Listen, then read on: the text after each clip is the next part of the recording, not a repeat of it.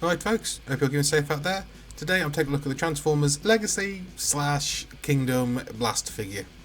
I picked this guy up from Smith's.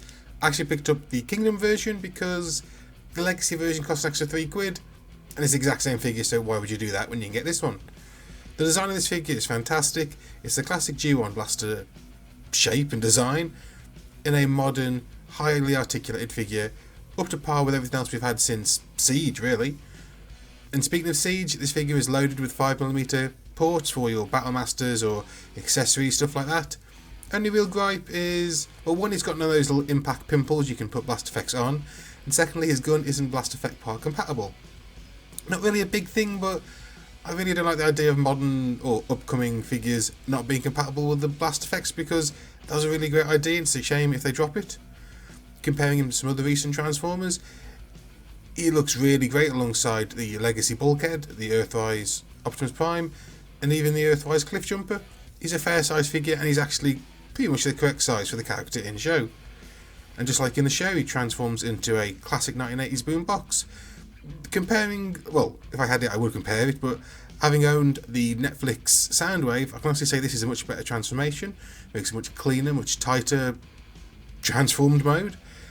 And the detailing is fantastic, and it's a really accurate depiction of the G1 version. You see him got a nice little tab around the back you can hook his gun onto for gun storage.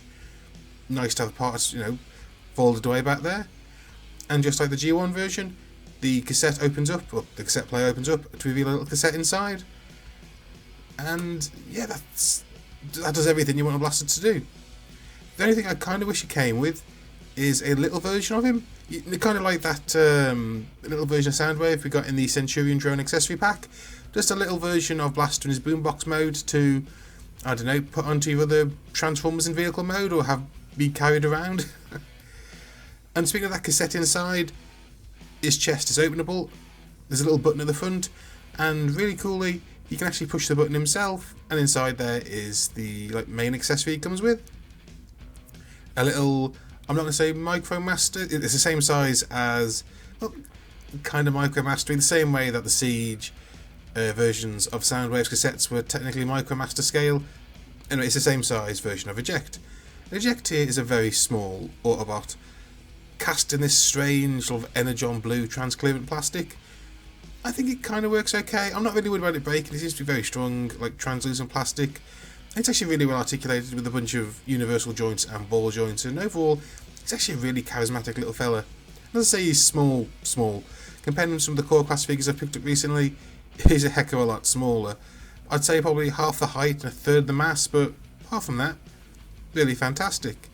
And speaking of Soundwaves, speaking of Blasters cassettes, he's had quite a few of them over the years. Like in G1 he had like half a dozen, and I kind of hope we get some more of those guys, because I know coming up apparently we're getting a repaint of Blaster as Twin Cast, the Japanese version of him that after he was died and rebuilt, basically a blue version of him.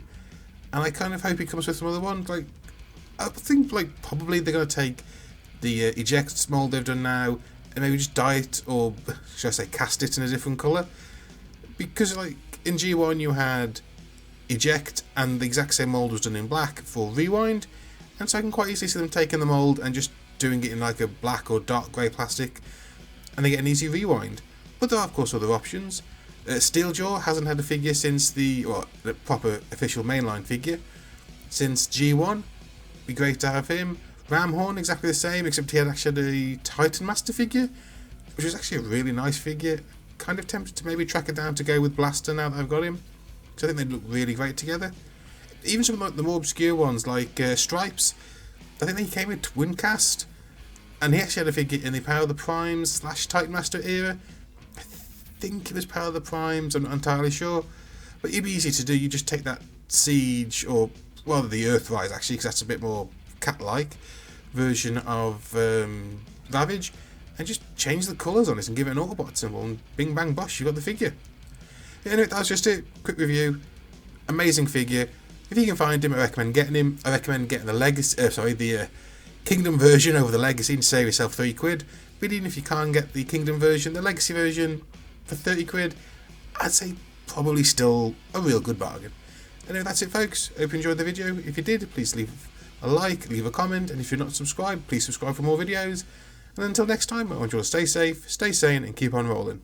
And I'll see you all next time. Ta-da!